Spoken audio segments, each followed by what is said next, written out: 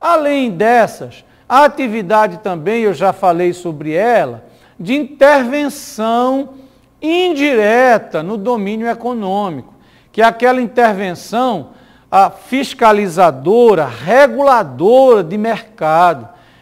É o que acontece, por exemplo, com a atividade desempenhada pelo CAD, que é o Conselho Administrativo de Defesa Econômica, pelo Banco Central do Brasil, ambas autarquias, pela Comissão de Valores Mobiliários, a CVM, também uma autarquia.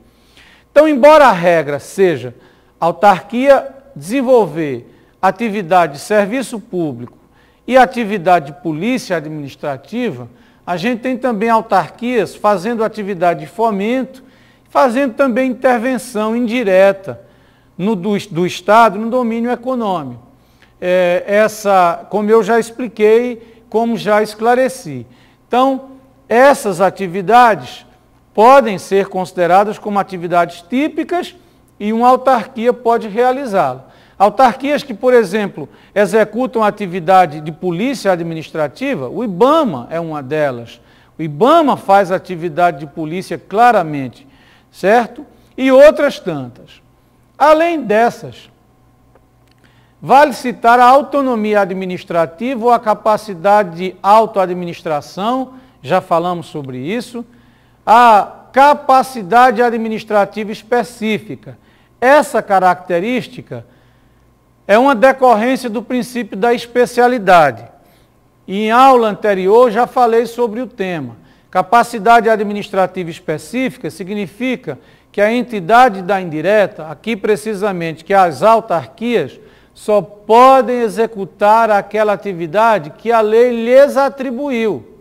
Ela só tem capacidade para aquilo, em face do princípio da especialidade. Bom lembrar que a capacidade das autarquias é administrativa. A autarquia não tem capacidade política, porque não pode legislar, não pode fazer as próprias leis. Tá certo? Também cita-se a sujeição a controle ou tutela, e já falamos sobre isso. Então aí nós temos uma grade de características que diríamos básicas das autarquias. Lembrando ainda que elas são criadas por lei. A lei cria as autarquias diretamente, elas não precisam do registro para existirem. Elas são criadas diretamente por lei específica, conforme está na Constituição. Pode, então, acrescentar essa como uma característica específica das autarquias. Agora, as autarquias, sendo pessoas de direito público, têm inúmeras prerrogativas e privilégios. Conforme a doutrina, elas têm praticamente as mesmas prerrogativas e privilégios que as pessoas políticas que as criaram. Então, por exemplo, o INSS tem praticamente as mesmas prerrogativas e privilégios que a União, que criou o Instituto.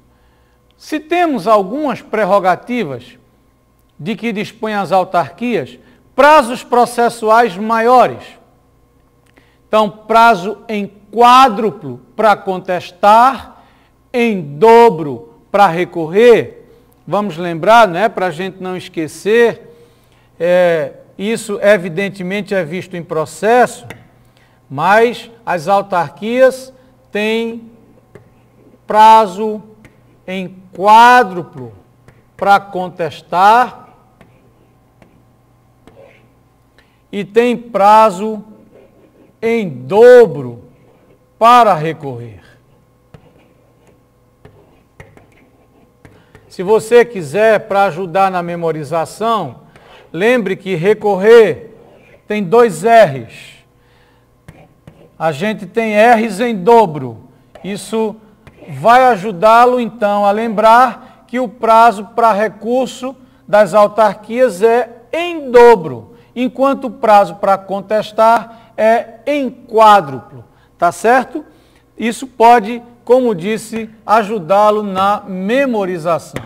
Agora, Nós temos também o reexame de ofício, artigo 475 do Código de Processo Civil, matéria processual, professor Mozart.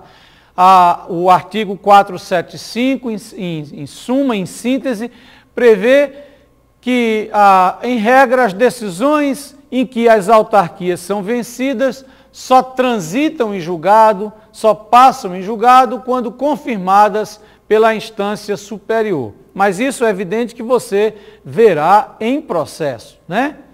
Nós temos as despesas processuais pagas ao final do processo, artigo 27. É a regra. Existe exceção? Sim, mas é a regra. Enquanto o particular antecipa as despesas processuais, as autarquias pagam as despesas processuais ao final, se vencidas. Bens impenhoráveis, imprescritíveis. Nós falaremos um pouquinho mais adiante sobre os bens das autarquias. Presunção de legitimidade de seus atos. Já falamos sobre essa figura, de modo que não há necessidade aqui de explicá-la novamente. Auto-executoriedade, já explicamos também o tema. Regime dos precatórios. Como os bens das autarquias são públicos, nós sabemos disso, eles não podem ser objeto de penhora. Então, aqueles que são credores de autarquias, para obterem a realização dos seus créditos, deverão valer-se do regime dos precatórios previstos no artigo 100 da Constituição e no artigo 730 e 731 do Código de Processo Civil, matéria processual.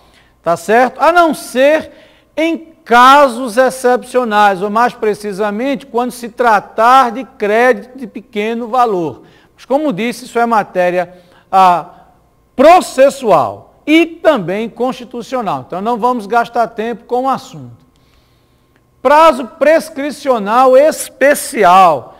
5 anos para as ações pessoais contra as autarquias. Além das leis alicitadas do decreto 20.910 de 32 e do decreto-lei 45.97 de 42, é esse decreto-lei que diz que o decreto 20.910 é aplicável às autarquias. A gente ainda tem previsão na lei 9494 de 97. Não precisa nem você se preocupar com isso, mas o prazo, inclusive hoje, ratificado depois de muita hesitação e muita controvérsia, mas hoje o STJ vem afirmando e firmando a orientação pelo prazo quinquenal, apesar de isso ser uma matéria ainda com objeto de controvérsia, apesar disso ser, melhor dizendo, uma matéria que ainda enseja discussão. Imunidade tributária relativa a impostos. Indo lá para o artigo 150, inciso 6, parágrafo 2º, artigo 150, inciso 6, parágrafo 2º da Constituição Federal, nós vemos que as autarquias são detentoras de imunidade tributária relativa a impostos, quanto aos bens, rendas e serviços aplicados às suas finalidades essenciais ou delas decorrentes. Vou repetir, imunidade, não é isenção, é imunidade, porque é uma garantia constitucional, relativa aos bens, rendas e serviços BRS,